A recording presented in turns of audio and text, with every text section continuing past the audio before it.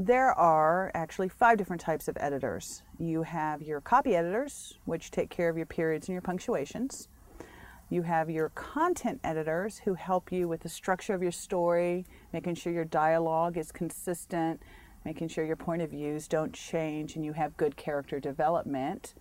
You have your buying editors, which is one that everybody wants, which is the one who actually writes the check. They decide on whether or not they can actually make money on what you're doing. Then you have your magazine editors, which actually purchase articles or use articles for their magazine runs. Copy editor, magazine, buying content. And then you have your illustrating editors that look at your illustrations for children's books, covers, things like that, and adjust them to make them more marketable and more appealing on the on the shelves of the bookstores or any other venue that you're trying to sell at. They all work together to create a marketable product. You start with a content editor. There's no point in finding out where your period goes until you know your story is solid. Then you go to the copy editor, who makes sure that the periods and commas are used consistently. There are 32 acceptable ways to use a comma. All of them are correct, so it's pretty much a preference between the writer and the editor.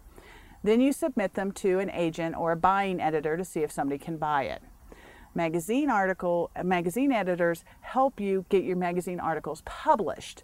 Magazine articles are the fastest and cheapest way to promote your book and yourself, because some magazines only have 2,000 or 3,000 to their subscription, but some have millions.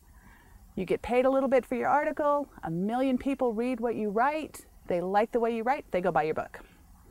And then illustrating articles, they're more graphic designers and things that help tweak everything so that somebody really wants to pick your book up off that shelf. They really want you to look at it and see it and know that it's going to be exciting.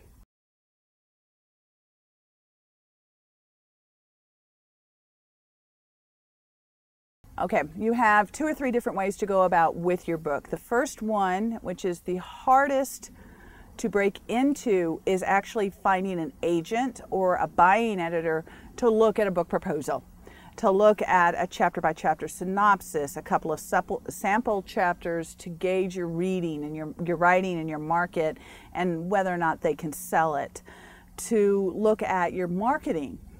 Marketing is very important when it comes to a book, and they want a time schedule. I will go do so many book signings a month. I will go do so many interviews. I will write so many articles. I have this much money to spend on this stuff. You start promoting your book before it comes out. A year, it's done. It's at a content editor. You're working on the edits. You've gotten it back. You're looking at publishers. That whole time, you should be writing articles. Write them for IMPnow. Write them for other online places.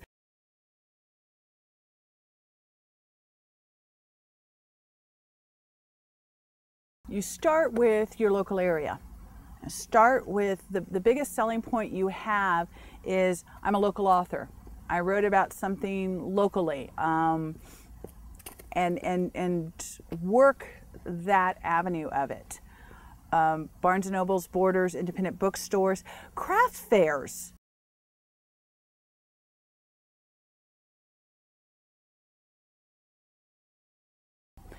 Your website is the easiest, cheapest way for billions of people to get a hold of you. You need to say, okay, I'm going to write a book, get a website. End of discussion, no ands, ifs, or buts. It doesn't have to be developed right away. It can be developed over time. But get a website.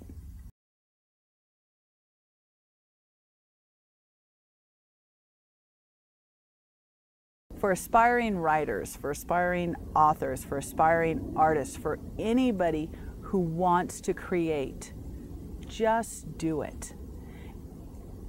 Doing it and creating it is not the same as sharing it. Sharing it is where you have to worry about your promotion and your stuff.